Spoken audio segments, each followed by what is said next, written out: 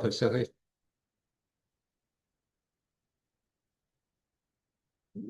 네, 제가 기말고사 대비해서 이제 단톡방에 올려드린 내용을 한번 쭉 리뷰를 해볼 텐데요.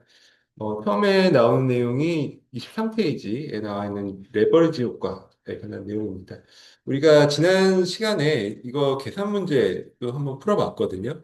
그러니까 여기서 이제 가장 핵심은 우리가 어떤 투자를 할 때, 즉 레버리지 효과라는 것은 내 돈을만 갖고 투자를 할 때보다 남의 돈을 빌려서 투자를 하면 더 이제 자기 자본 수익률을 더 높일 수 있다, 뭐 이런 내용이잖아요. 근데 이게 항상 그런 좋은 쪽에 레버리지 효과가 발생하는 것은 아니고 안 좋은 레버리지 효과가 발생할 수도 있어요. 그걸 이제 마이너스의 레버리지 효과라고 하죠. 그래서 여기서 일단 알아두셔야 될 거는 그럼 플러스의 레버리지 효과가 발생하는 조건이 어떤 것이냐 이런 겁니다. 우리는 중개사 시험에도 뭐 시험 지문에 많이 나오는 내용이잖아요. 그래서 레버리지 효과 보시면 네, 처음에 나오죠. 네, 23페이지 이제 의 부분에 나올 거예요. 아, 그쵸. 어,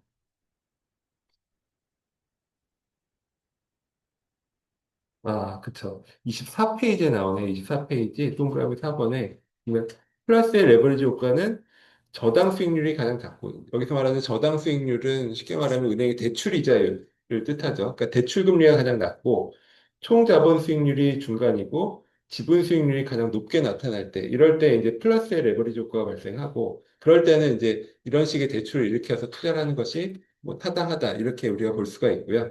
반면 마이너스 레버리지 효과가 발생하는 경우는 대출 금리는 가장 높고, 즉 저당 수익률이 가장 높고, 반면 지분 수익률, 즉 자기 자본 수익률이 가장 낮을 때, 이럴 때 이제 마이너스의 레버리지 효과가 발생하죠.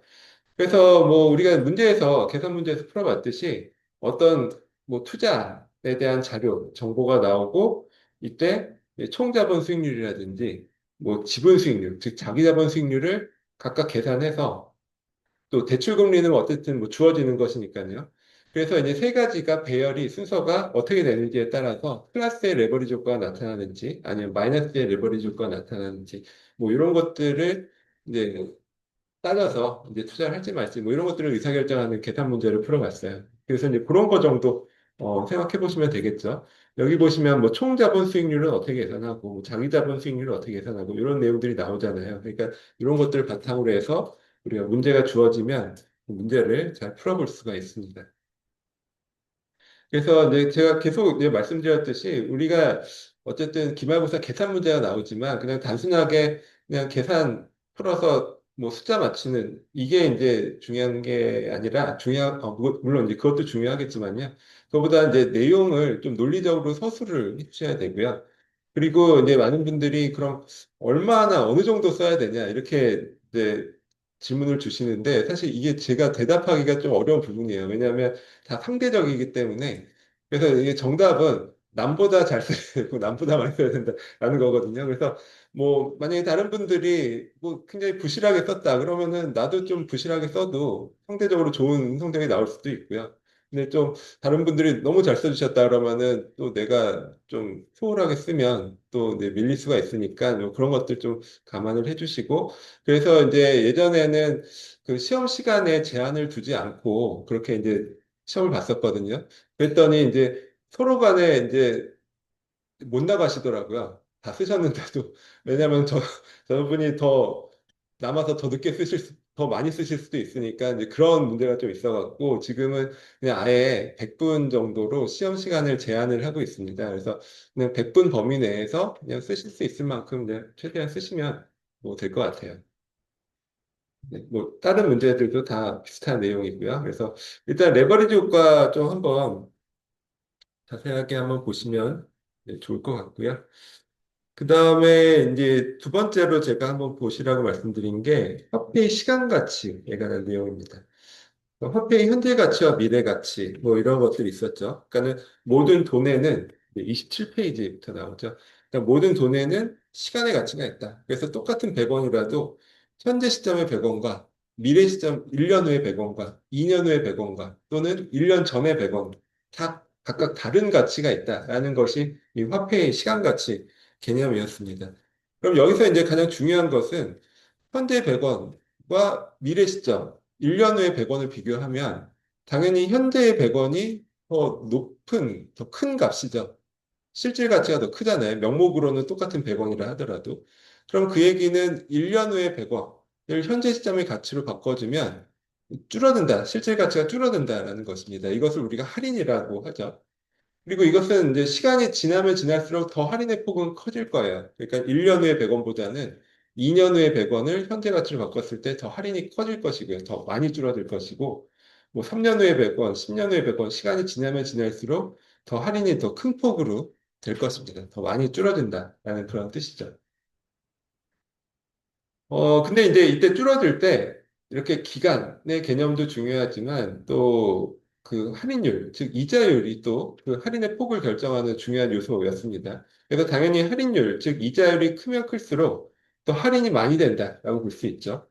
그래서 똑같이 1년에 100원이라도 할인율이 5%일 때와 10%일 때 비교를 해보면 그러니까 할인율이라는 것이 이제 이자율, 금리를 뜻하잖아요.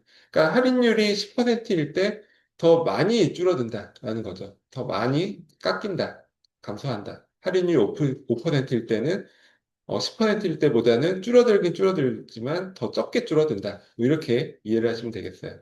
그러니까 결국 이 미래 가치, 현재 가치를 바꿀 때 두 가지 중요한 요소가 있는데 하나는 그 기간, 1년, 2년 이런 시간, 기간의 개념이 있고 또 하나는 할인율, 즉 이자율의 개념입니다.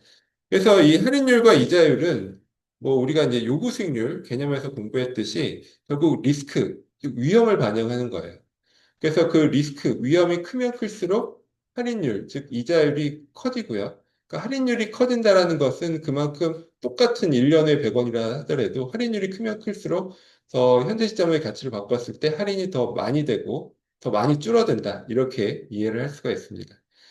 그래서 뭐 이 내용은 우리가 화폐의 시간 가치에 대해서 뭐 어떤 계산을 하라 뭐 이런 식으로 문제가 나올 리는 없잖아요. 그러니까 이거는 한번 보시라고 말씀드린 거는 우리가 이제 여기서 뒤에 보는 뭐 수년제 가치법이라든지 이런 것들을 이제 뭐 하는데 그 적용을 하는 데 있어서 이제 화폐의 시간 가치 개념이 이제 나오기 때문에 그래서 한번 리뷰를 해보시라 뭐 이런 뜻으로 말씀드렸고요. 여기 보면은 조금 어려운 내용들이 있어요.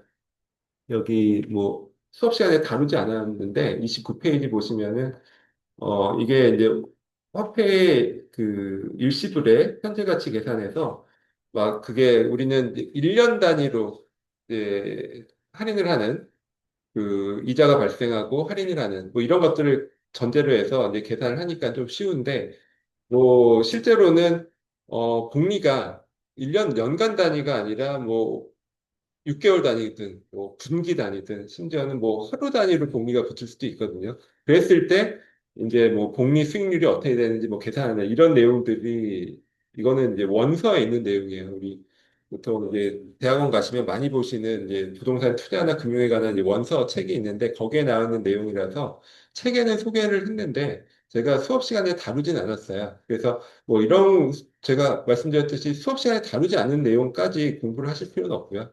네, 그냥 뭐 수업에 다룬 내용 정도로만 이해를 하시면 되고, 이런 거는 그냥, 아, 이런 게 있구나라고 그냥 넘어가셔도 상관이 없을 것 같습니다. 그래서 지금 말씀드린 것처럼, 일단 여기서, 일단 중요한 거는 이 공식이죠.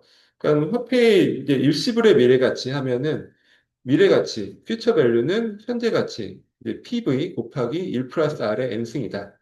이거는 아주 기본적인 공식입니다. 그러니까 복리예금. 우리가 일반적으로 복리예금에 돈을 넣었을 때, 몇 년 후에 그럼 얼마로 풀어날 것이냐 이런 것들을 나타내는 공식이에요. 그래서 우리 부동산학에서는 투자론뿐만 아니라 뭐 감정평가론에서도 많이 쓰이는 공식이니까 뭐 이 정도는 그냥 좀 뭐 암기 정도 해주셔도 좋을 것 같고요. 그 다음에 또 중요하게 보셔야 될 게 이제 일시불의 이제 현재 가치죠. 이거는 일시불의 미래 가치를 역수, 즉 분모 분자를 바꾼 거잖아요. 그러니까 미래 돈은 미래 퓨처 밸류는 곱하기 1 플러스 R의 n승분의 1을 곱해주면 현재 가치로 바꿔줄 수가 있는 거죠. 그래서 여기도 역시 이자율, 할인율과 그 N, 즉 기간의 변수다라고 볼 수가 있습니다. 그래서 30페이지에 이 내용 나와 있고요. 그다음에 연금의 현재 가치나 저당 상수는 이 내용 자체는 굉장히 복잡하다라고 말씀을 드렸어요. 근데 우리가 뭐 이렇게 복잡한 공식까지 뭐 알아둘 필요는 없으실 것 같고 그냥 하나 그 개념 정도로만 이해를 하시면 된다라고 말씀드렸어요. 이거는 뭐 중개사 시험에서도 이 개념은 출제가 많이 되잖아요. 그래서 좀 알아두실 개념이 일단 대출액을 내가 알고 있을 때 원리금 상환액 원리금을 뭐 한 달에 또는 매년 얼마씩 내야 되는지를 알고 싶다라고 하면 이 대출액에 곱하기 저당상수라는 것을 곱해주면 원리금 상환액을 구할 수 있습니다. 다만 이건 전제는 우리가 대출을 할 때 여러 가지 방식이 있잖아요. 뭐 원금은 만기 시점을 갖고 평소에 이제 이자만 내는 식으로 그 원금 만기 일시 상환 뭐 이런 방식으로 대출을 받을 수도 있고요. 또는 원금 균등 분할 상환 방식이라는 것도 있어요. 뭐 그렇게 해서 대출 받을 수도 있는데 지금 이때 이제 전제는 항상 이제 원리금 균등 분할 상환 방식을 전제로 합니다. 원리금 균등, 즉 매기간 갚아야 되는 원금과 이자의 합계, 즉 원리금이 매 기간, 뭐 매달, 매년 이렇게 똑같은 그런 식으로 대출금을 갚는 그런 방식을 원리금 균등분할 상환 방식이라고 하잖아요. 그러니까 이런 경우는 원리금 액수가 매년 매기간 똑같습니다. 그러니까 그런 똑같은 원리금 균등 액수를 구하려면 대출액의 이제 저당 상수라는 것을 곱해서 구한다라고 말씀을 드렸어요. 그래서 뭐 중개사 시험에서도 가장 이제 흔하게 쉽게 나오는 게 이거죠. 대출 금액이 주어지고 저당 상수라는 것도 얼마다 이렇게 주어져요.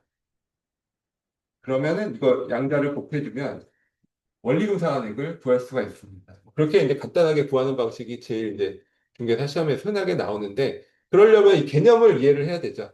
그냥 이걸 곱해주면 되는데 이걸 곱해야 구할 수 있다는 걸 모르면 이걸 문제를 풀 수가 없잖아요. 그래서 최소한 이 정도는 알고 계시면 좋을 것 같고 책에 보면 뭐 저당상수 공식해서 뭐 복잡한 공식이 나와요. 근데 뭐 그런 것까지 뭐 아실 필요는 없을 것 같아요.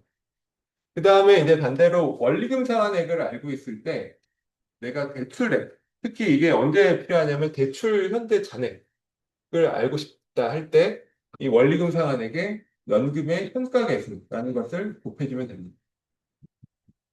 그러니까 우리가 보통 이제 대출 금액, 처음 대출 원금은 뭐 알죠. 내가 돈을 빌렸으니까 알 텐데 이제 보통은 이제 우리가 구해야 될 것이 일단 대출을 받은 다음에 계속 원리금을 갚아 나가잖아요. 그럼 이제 원리금을 갚아 나가면 원금이 계속 이제 줄어들죠.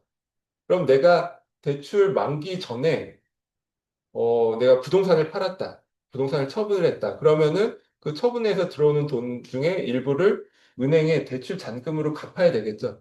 그때 그런 걸 우리가 미상환 대출 잔금, 미상환 대출 원금이라고 하거든요. 그러니까 아직 상환되지 않은 대출 잔금이 얼마인지를 구하고자 할 때 이 연금의 현가계수를 씁니다. 그래서 원리금 상환액, 앞으로 이제 남은 기간 동안 갚아야 될 원리금 상환액에 연금의 현가계수라는 것을 곱해주면 대출액, 대출 정확하게는 대출 잔액, 지금 현재 시점의 대출 잔액을 딱 구할 수가 있어요. 그래야 우리가 그 현금 흐름 계산할 때 우리가 얼마에 팔고 얼마 나한테 호주머니 들어와서 그 중에서 그 은행에 대출 잔금 얼마 내고 뭐 이런 것들을 계산을 해야 이게 투자를 할지 말지를 결정을 할 수가 있잖아요. 그래서 이제 그때 쓰이는 것이고요. 그래서 뭐 이런 정도의 개념 정도만 이해를 하시면 될 것 같고 또 우리가 말씀드린 것처럼 저당 상수와 연금의 현가계수는 그러니까 역수 관계예요.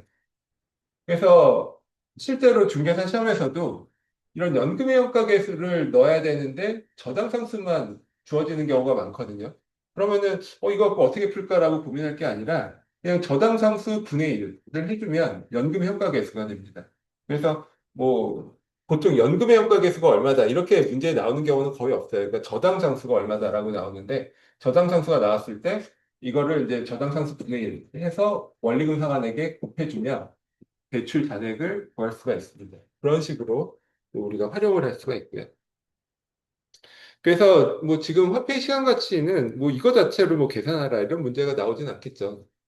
중개사 시험에서는 좀 나올 수도 있는데 하여튼 우리 시험에서 뭐 이거 자체를 계산하라는 문제는 안 나오겠지만 이런 내용들이 우리가 뭐 수년제 가치라든지 이런 거 문제를 풀 때 요소요소에 들어가거든요. 그래서 이제 좀 기본적인 베이스로 네, 좀 알아두시면 좋겠다 싶어서 제가 말씀을 드렸고요. 네, 그 다음에 보시면요. 제가 올려드린 내용 중에 네, 그 다음에 있는 게 현금 흐름의 계산이죠. 영업의 현금 흐름, 또 매각의 현금 흐름 계산입니다. 이게 38페이지, 32페이지부터 나오죠.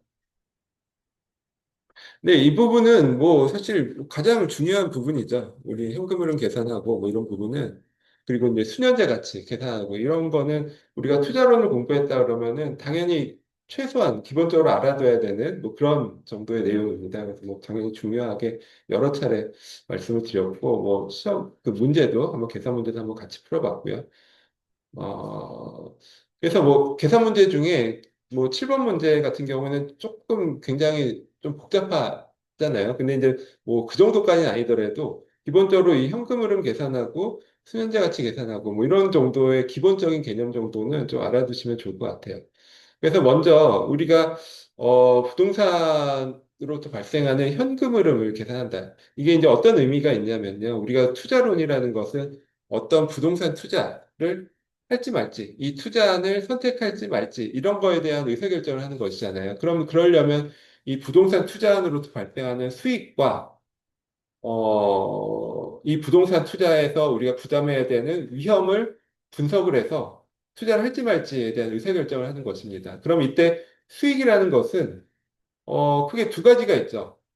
그러니까 이 어떤 부동산, 이든 모든 투자로부터 발생하는 수익은 두 가지가 있다고 말씀드렸어요. 첫 번째는 매 기간 정기적으로 발생하는 수익입니다. 이것은 소득이득이라고도 하고 뭐 인컴 게인이라고도 해요. 그러니까 우리가 부동산이라고 그러면 임대료, 월세 받는 거 생각하시면 되죠.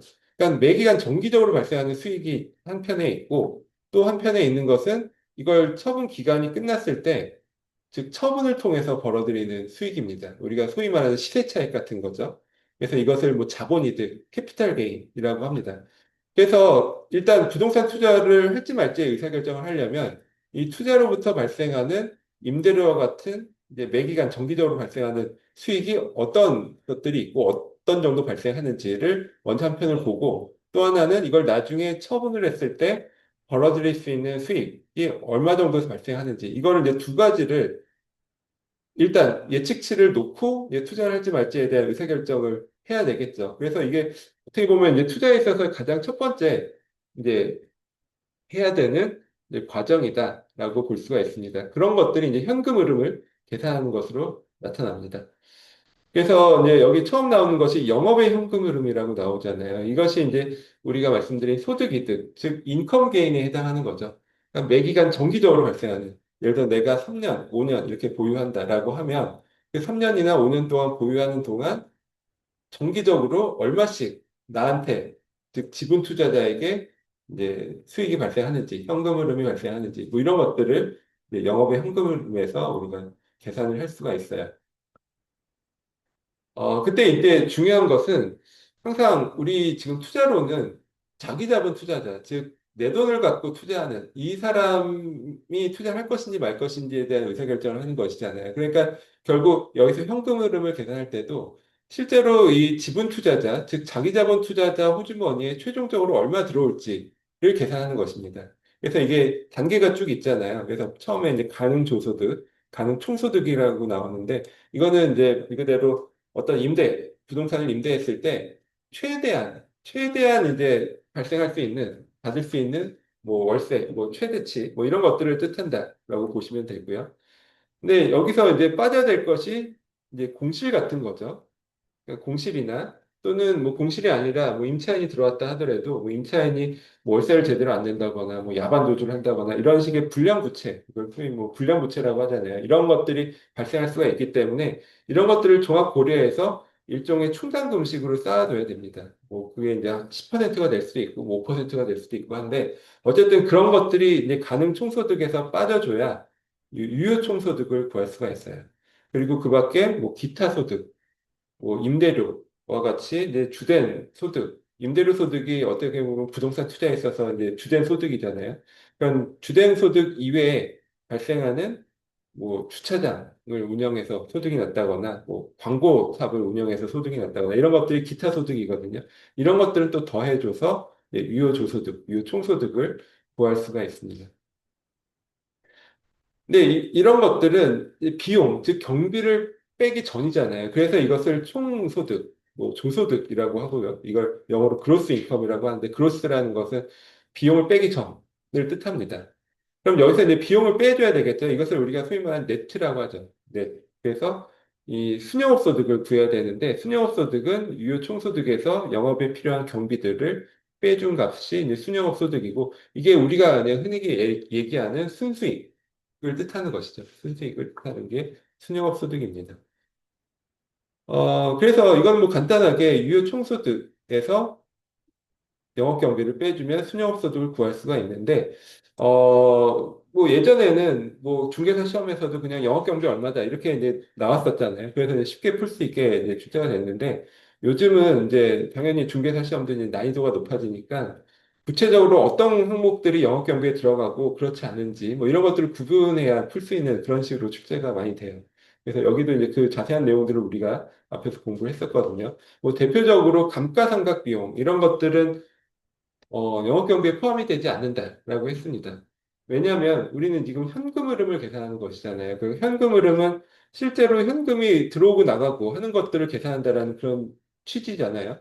근데 이 감가상각 비용은 말 그대로 이제 관념적으로 비용 처리가 되는 거죠. 실제로 우리가 건물을 보유하고 있을 때, 뭐 1년 지나서 감가가 된다고 하지만 감가가 됐기 때문에 내 호주머니에서 돈이 나가는 개념이 아니죠. 근데 관념적으로 1년 동안 가치가, 가격이 얼마 이제 떨어졌다. 뭐 이렇게 이제 그 정도로 이제 판단하는 관념적인 개념이기 때문에 감가상각 비용은 이 현금 흐름 계산할 때 카운팅을 하지 않습니다. 그래서 이제 그런 것도 좀 주의해서 보시면 되고, 그 밖에 이제 아까 재산세 같은 경우에는 영업경비에 포함이 되거든요. 근데 반면 세금이라도 뭐 영업에 관한 뭐 소득세, 뭐 법인세, 또 뭐 양도소득세, 또 취득세, 이런 것들은 영업경비에 포함이 되지 않아요. 그러니까 그 기간, 1년 동안 이런 세금들이 나갔다 하더라도 이런 것들은 영업경비에 포함이 되지 않고, 오로지 이제 세금 중에서는 재산세만 이제 영업경비에 포함이 돼서 순영업 소득 계산할 때 이제 반영이 된다. 뭐 이런 것도 말씀을 드렸고요. 어, 그렇죠. 왜냐하면 이제 소득세나 또는 뭐 양도소득세, 뭐 자본이득세, 뭐 이런 법인세 이런 것들은 나중에 이제 빠지잖아요. 우리가 세후현금으로 뭐 이런 거 계산할 때 그때 빠지는 것이기 때문에 여기서는 이제 빼줄 것이 아니고요. 또 이제 취득세 같은 경우에도 취득세는 초기 투자 에 반영이 되는 거죠. 그러니까 내가 예를 들어서 100억짜리 뭐 어떤 부동산을 사는데 취득세를 뭐 예를 들어서 5억을 냈다. 그러면은 내 매수 가격은 즉 초기 투자 비용은 100억이 아니라 이제 105억이 되죠. 뭐 그런 식으로 우리가 계산을 하고 이게 세금 계산할 때도 마찬가지예요. 우리가 양도소득세나 이런 거 계산할 때도 취득세를 이제 초기 매수 가격에 포함시켜서 계산을 합니다. 그럼 그만큼 양도 차익이 줄어들겠죠. 그래서 이제 그만큼 이제 양도소득세도 줄어드는 효과가 있습니다. 그러니까 취득세는 이제 그런 쪽에 반영을 하는 것이고, 이런 영업경비 계산할 때는 이제 포함이 되지 않는다라고 보시면 되고요. 그래서 순영업소득을 이렇게 구했는데, 여기까지는 우리가 지분투자자, 즉, 우리가 어떤 총투자 자금 중에 내 돈이 일부 들어가고 남의 돈, 즉 은행 대출받아서 투자를 해서 총투자 자금을 이제 구성을 하잖아요. 그러니까는 이 순영업소득까지는 내 돈을 낸 지분 투자자와 은행, 즉 대출해준 이걸 저당 투자자라고 하죠. 그러니까 은행과 나에게 모두에게 귀속되는 몫이고요. 순영업소득까지는. 그 다음부터는 이제 은행 몫을 뺀 내 그 지분 투자자 고유의 몫을 이제 계산을 해야 됩니다. 그게 이제 세전 현금 흐름이에요. 그래서 세전현금 흐름은 이런 순영업소득에서 은행목, 즉 원리금상환액, 이걸 부채 서비스액이라고도 표현을 하는데, 그러니까 은행에 내야 될 몫을 빼준 것이 세전현금 흐름입니다. 세전현금 흐름. 그래서 여기서부터 이제 은행 몫이 그 지분 투자자 몫이고요. 그리고 뭐 이런 거 계산할 때 아까 말씀드린 것처럼 예를 들어서 원리금 상환액을 구하고 싶다. 근데 뭐 모르겠다. 이럴 경우에는 아까 뭐 대출액의 저당 상수 곱해서 원리금 상환을 구하고 했었잖아요. 뭐 그런 것들을 여기서 뭐 활용할 수가 있겠죠. 그다음에 이제 세후 현금 흐름입니다. 그러니까 결국 최종적으로 이 영업 현금 흐름들 중에 이제 그 발생한 소득을 이제 소득세, 뭐 개인이라면 뭐 종합소득세 같은 것일 거고, 뭐 법인이라면 법인세를 내야 되겠죠. 이런 것을 뺀 최종적으로 이제 지분 투자자 호주머니에 들어오는 몫을 이제 세후 현금 흐름이라고 하고요. 이때 세후연금 흐름 계산할 때는 뭐 당연히 이제 세전연금 흐름에서 뭐 소득세, 법인세 이런 걸 빼주면 세후연금 흐름인데 뭐 이것도 이제 계산을 하도록 하잖아요. 이제 계산을 하도록 하기 때문에 이것도 좀 알아두셔야 되겠죠.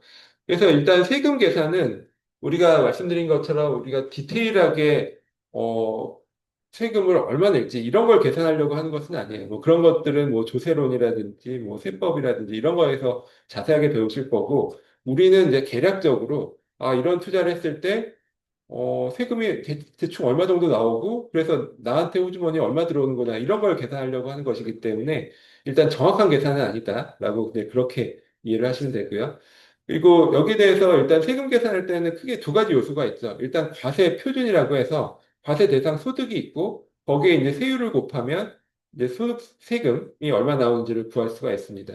이때 사실 세율의 부분도 사실은 이제 복잡하죠. 왜냐하면 누진세 체계이기 때문에 뭐 나한테 적용된 세율이 딱 얼마다 이렇게 얘기하기 어려워요. 뭐 세금 내보신 분들 아시죠? 누진세에서 뭐 공제도 내고 해서 복잡하죠. 근데 우리는 이제 대략적으로 아 그냥 세율이 대충 뭐 얼마다. 보통은 이제 시험에 나오는 게 뭐 30% 정도 내도록 하거든요. 그래서 30% 정도 이제 세율이다라고 해서 거기에 이제 적용하는 식으로 하면 세율은 그렇게 복잡한 부분은 없고 대신에 과세소득을 이제 계산을 해야 되는데요. 과세소득은 이런 공식으로 계산을 합니다. 그래서 순영업소득에 대체충당금이라는 것을 더하고 이때 대체충당금은 보통 이제 장기수선충당금 아파트에서 쌓는 뭐 그런 것들을 얘기를 해요. 그래서 대체충당금이라는 것이 자료에 있으면 뭐 그걸 더해주고 뭐 없으면 넘어가겠죠.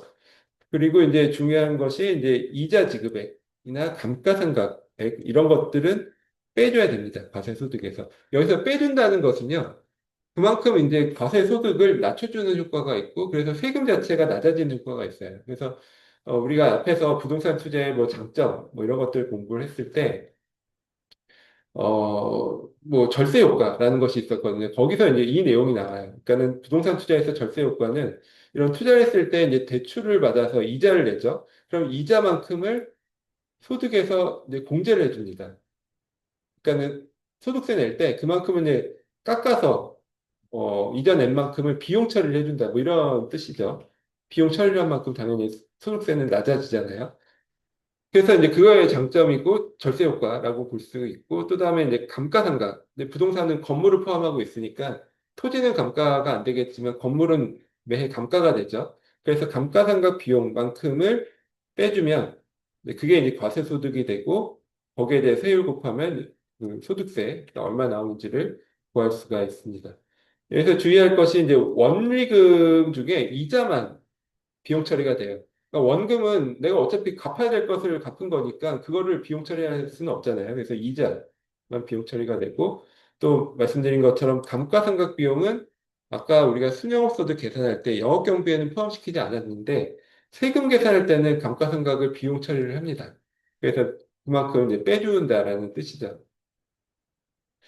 그래서 이렇게 과세소득을 이렇게 구하고 여기 세율 곱해서 영업소득세를 구해서 회전현금 흐름에서 빼주면 세후현금 흐름을 구할 수가 있습니다. 그 다음에 여기 지금 본 거는 이제 인컴 게인, 즉 매기간 정기적으로 발생하는 이 현금 흐름들에 대해서 이제 공부를 한 것이고요. 또 하나가 이제 매각 시점에, 즉 처분을 통해서 발생하는 현금 흐름이죠.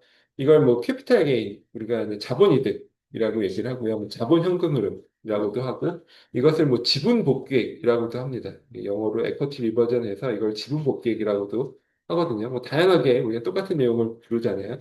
그럼 이거를 계산하려면 뭐 당연히 처음에 매도 가격 예측이 돼야 되겠죠. 이게 그리고 일단 이런 것들을 계산할 때는 맨 먼저 이제 보유 기간이 정해져야 됩니다. 제가 이게 초반에 말씀을 드렸는데 예전에는 우리나라에서 이제 이런 부동산 투자나 이런 걸 할 때 그냥 투자만 하지 이걸 언제까지 보유하고 있다라는 것에 대한 개념이 없었어요. 그러니까는 내가 투자를 하면 그냥 나중에 뭐 언젠가 오르면 팔고 팔아서 이제 돈을 이제 시세 차익을 얻고 또는 만약에 안 오르면 뭐 자식한테 넘겨서 뭐 언젠가는 뭐 오르겠지 뭐 이런 이제 개념들이 있잖아요 우리나라에서. 그러다 보면은 이제 문제는 그러면은 수익률 계산이 안 돼요. 우리가 예를 들어서 어떤 수익률을 계산하고 그에 따라서 이 투자 가치를 비교를 하려면 내가 몇 년까지 보유를 하고 몇 년 후에 얼마에 팔아서 수익을 얼마 낼 수 있다. 이런 것들이 세팅이 돼야 되잖아요. 근데 내가 그냥 막연하게 언젠가는 뭐 오르면 팔겠다. 이런 식으로 투자를 하게 되면 뭐 나중에 그래서 실제로 뭐 투자를 성과를 얻을 수도 있지만 우리가 지금 공부하고 있는 내용은 다 투자를 하기 전에 사전적으로 어떤 투자에 대한 의사결정을 하기 위한 내용들을 공부를 하는 거죠. 근데 이제 그런 식의 투자 개념으로 하면 이 계산이 안 되거든요. 계산이 안 되기 때문에 그건 말 그대로 이제 동물적 감각으로 투자를 하는 것이고 우리가 일종의 과학적인 투자 분석을 하겠다라고 하면 제일 먼저 결정해야 되는 것이 내가 이 투자를 해서 몇 년간 보유를 하겠다라는 보유 기간이 결정이 돼야 됩니다. 뭐 3년이든 5년이든 보유 기간이 결정이 되어야 그래야 이런 계산들을 할 수가 있는 거예요. 그러니까 보유 기간 결정이 안 되면 이런 계산들이 지금 할 수가 없습니다. 지금 보고 있으면 다 내용들이 다 그렇죠. 보유 기간을 다 전제로 하는 것이다. 그래서 이런 문제들에서도 보통은 뭐 그 감정평가사 시험 같은 경우에는 보통 한 5년 정도 보유한다. 뭐 이렇게 나오거든요. 우리가 부동산 투자는 거의 일반적으로 그런 기관이나 이런 데서 투자할 때는 5년 보유 기간을 세팅을 해요. 그러니까 일반적으로 한 5년 정도는 부동산 시장에서는 예측이 가능하다. 이렇게 보거든요. 그러니까 주식 같은 경우에는 사실 5년이 아니라 뭐 당장에 다음 달 주가도 예측하기가 어렵잖아요. 근데 부동산은 그 특수성이 있죠. 그러니까는 공급이 제한돼 있다. 그러니까 공급이 시차가 있기 때문에 뭐 예를 들어서 2년, 3년 후에 뭐 서울 시내 아파트 공급량이 뭐 몇 채가 될 것인지는 사실 이미 지금 결정이 돼 있잖아요. 그러니까 사실 지금 서울의 아파트 공급량은 한 3년 전에 이미 결정이 된 거예요. 그러니까 사실 공급 부분이 결정이 돼 있기 때문에 사실 수요 부분만 예측이 되면 사실 부동산 시장은 어느 정도는 예측을 할 수가 있어요. 그래서 보통 부동산 시장에서는 한 2, 3년 정도는 단기로 보고요. 그러니까 예측이 가능한 시점으로 보고 단기로 보고 한 5년 정도를 중기, 뭐 8년 정도, 10년 이런 정도는 장기로 봅니다. 그래서 한 일반적으로 그런 투자 뭐 리츠라든지 이런 것도 보통 청산 기간을 보면 5년 만기로 잡는 경우가 많은데 그런 이유 때문입니다. 그래서 이제 그런 식으로 5년을 잡으면 5년 동안 현금 흐름이 매해 어느 정도 발생하고 5년 후에 이걸 처분해서 얼마 정도의 처분할 수 있고 그래서 우리 처분 차익, 자본이득이 얼마 발생할지를 현재 시점에 이게 세팅을 해야 그에 따라 계산을 해서 이걸 투자를 할지 말지를 의사결정을 할 수가 있잖아요. 그래서 이제 그렇게 이해를 하시면 되고요. 그래서 이제 매도 가격도 몇 년 후에 팔지가 정해져야 몇 년 후에 얼마에 팔지를 결정을 할 수가 있겠죠. 그래서 그런 것들이 이제 예측치가 필요합니다. 우리는 그냥 당연히 이런 것들을 그냥 주어진 문제 같은 거 풀 때 그냥 몇 년 후에 얼마에 팔 수 있다 뭐 이런 식으로 주어지니까 그냥 생각 없이 그냥 그걸 대입해서 이제 계산해서 풀지만 사실 우리가 실제 이걸 현업에서 한다라면 이런 것들을 다 우리가 자료를 통해서 추정치를 뽑아내야 돼요. 그래서 제가 뭐 어떻게 보면 우리가 기말고사 이렇게 테스트식으로 어쨌든 봐야 되니까는 그냥 계산 문제를 출제를 하지만 사실 이게 제대로 우리가 공부를 한다라면 이 내용을 다 이해를 하고 그래서 그 문제를 만들 정도가 돼야 돼요. 문제를 주어진 문제를 푸는 게 아니라 내가 어떤 그냥 부동산이 주어졌으면 내가 거기 관련된 자료들을 내가 직접 시장 조사를 통해서 구하고 그래서 내가 그 문제를 만들어서 내가 풀 수 있을 정도가 돼야 네, 그래야 이제 뭐 제대로 우리가 공부를 했다라고 볼 수가 있는데 네, 이게 어떻게 보면 반쪽만 이제 공부를 한다라고 볼 수도 있습니다. 네, 그래서 이제 제가 말씀드린 것처럼 그냥 계산 문제를 푼다라는 게 보다 그냥 한번 전체적인 이해를 한번 해보시면 좋을 것 같고요. 그리고 이제 우리가 이제 부동산 산업이나 부동산 시장이, 원래 조금 금융 투자 쪽에 비해서는 굉장히 좀 낙후됐다라고 표현을 많이 하거든요. 그러니까 금융 투자 쪽에서는 이미 예전부터 이런 식의 방법론들이 많이 도입이 됐어요. 그래서 이쪽에 공부도 많이 하시고 하시죠. 근데 부동산 쪽은 사실 이런 쪽의 방법론이 도입이 된 게 얼마 안 됐어요. 그래서 아직도 이제 이 보편화가 안 됐다라고 볼 수 있는데 우리가 조금 이제 상위권에 이제 부동산 투자를 하는 그 섹터로 넘어가면 이런 것들이 굉장히 중요해요. 이게 말씀드렸듯이 이게 맞냐 틀리느냐는 둘째 문제예요. 어차피 예측이기 때문에 틀릴 수도 있죠. 그리고 뭐 동물적 감각으로 투자해서 더 성과가 좋을 수도 있는데 문제는 이거를 투자 시점에 다른 사람에게 설득을 해야 되거든요. 예, 당연히 뭐 기관에서 투자를 할 때는 뭐 여러 분들 이게 이제 설득을 해서 투자, 오케이, 그거를 결정을 받고 이제 투자를 하는 거죠. 그때 이제 설득이 안 되면은 그걸 투자를 할 수가 없거든요. 그래서 이런 것들을 어떻게 설득할 수 있는지, 이런 것들에 대해서 우리가 그런 툴을 배우는 것이다라고 생각을 하시면 될 것 같고요.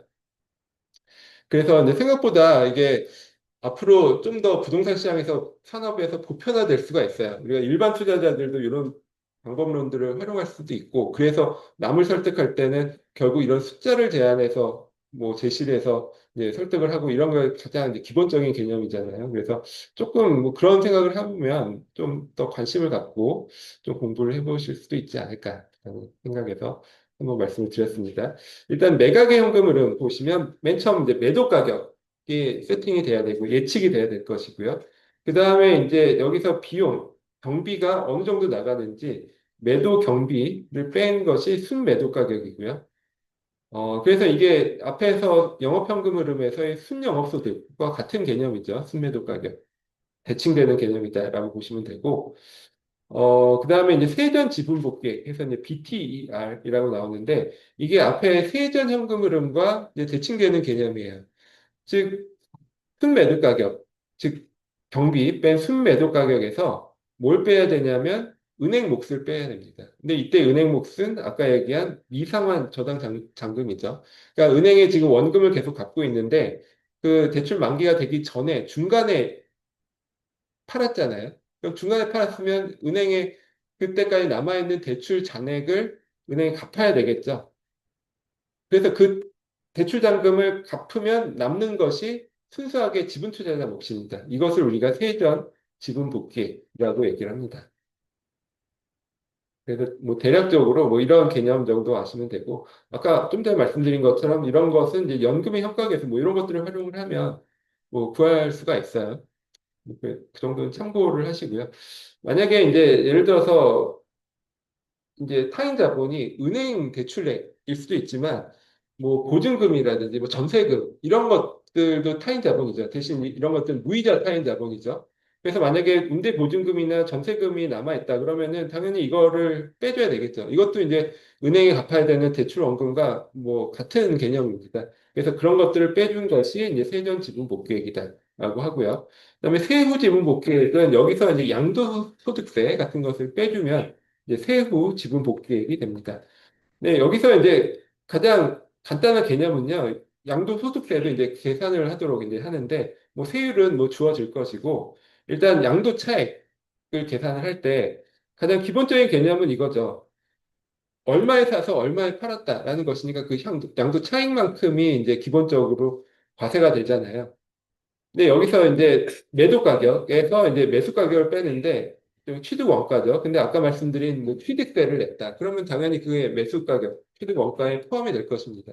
그래서 취득세 낸 만큼은 그러니까 이게 이제 우리가 요즘엔 다주택자 같은 경우에는 취득세 엄청 많이 내시잖아요.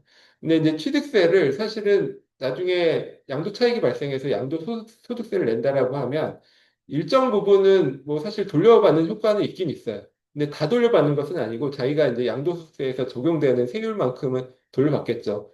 그래서 뭐 예전에 보면은 정부 이제 관계자분이 나와서 이제 브리핑을 하실 때 뭐 기자분이 취득세가 너무 높은 거 아니냐 뭐 이렇게 얘기를 하니까 그분이 그 나중에 돌려받는다 이렇게 또 얘기를 하시더라고요. 어차피 양도할 때 돌려받는다라고 얘기를 하시는데 이게 사실은 반은 맞고 반은 틀린 거죠. 그러니까 일부를 돌려받는 거지 뭐 전체를 돌려받는 것은 아니니까. 네. 그래서 이제 그런 것들 하여튼 이제 취득세에도 이런 취득 원가에 포함이 돼서 즉 자본 차익, 처분 차익을 낮추는 그런 효과가 있고요. 그리고 이제 그 다음에 뭐 매도에 들어가는 경비 이런 것들은 당연히 빼줘야 되겠죠. 근데 뭐 그런 것들은 이제 당연한 것이고, 근데 여기서 주의할 것은 감가상각 누계액은 더해줘야 된다라고 합니다. 그러니까 지금까지 이제 영업소득세 계산을 할 때는 감가상각을 비용 처리해서 세금을 낮췄잖아요. 근데 이제 나중에 이제 양도소득세 계산할 때는 여태까지 이제 감가상각 처리됐었던 비용 처리됐었던 그 감가상각 액수들을 다 더해줘야 됩니다. 그러니까 이것은 이제 양도소득세를 높이는 효과가 있는 거죠. 그리고 이게 1년치가 아니라 그동안 보유하면서 감가상각을 받았었던 비용 처리했었던 것들을 다 합쳐서 그 과표에 더해 줘야 돼요. 여기 그 내용이 나오거든요. 여기 조금 이제 복잡하게 제가 여기다가 쓴 것 같긴 한데, 그러니까 쉽게 얘기하면은 매도 가격에서 매수 가격, 뭐 취득세 포함한 매수 가격을 빼주고, 여기에 이제 매도 비용도 빼주고, 대신에 감가상각 누계액을 더한 값이 이제 양도소득세에서의 과세 소득, 과세 표준이고요. 그리고 거기에 이제 세율 곱해주면 이제 양도소득세를 구할 수가 있습니다. 보통 이제 책에서는 자본이득세라고 나와요. 왜 그러냐면 우리 보통 이런 교과서는 대부분 이제 미국 원서를 그냥 이렇게 해석해서 번역해서 옮긴 내용들이 상당히 많거든요. 저도 뭐 당연히 그런 내용들을 많이 참조를 했고 그래서 이제 뭐 미국에서 뭐 양도소득세라는 개념이 아니라 자본이득세 라고 하죠. 그래서 이제 그 개념을 그대로 가져와서 보통 이제 자본이득세라고 뭐 책에도 소개가 됐는데 그냥 우리는 자본이득세라는 개념이 없잖아요. 그래서 그냥 양도소득세 또는 만약에 법인이라면 법인세겠죠. 그냥 그런 식으로 이해를 하시는 게 더 좋을 것 같아요. 그래서 이런 식으로 세후 자본이득까지 이제 계산을 하면요. 그 다음에 우리가 봐야 될 것이 순현재 가치법입니다. 그러니까 요걸 바탕으로 해서 수년제 가치를 계산하는 거죠. 그러니까는 영업현금 흐름을 계산하라. 뭐 이런 식의 문제보다는 이 영업현금 흐름이나 매각현금 흐름을 각각 계산을 해서 이걸 바탕으로 수년제 가치를 계산을 하고 그에 따라서 뭐 투자를 할지 말지에 대해 의사결정을 하라. 뭐 이런 식이 더 이제 맞겠죠. 그런 식으로 이제 문제가 나올 가능성이 높을 것 같아요. 네. 그래서 이 내용은 잠시 쉬었다가 이제 이어서 하도록 하겠습니다.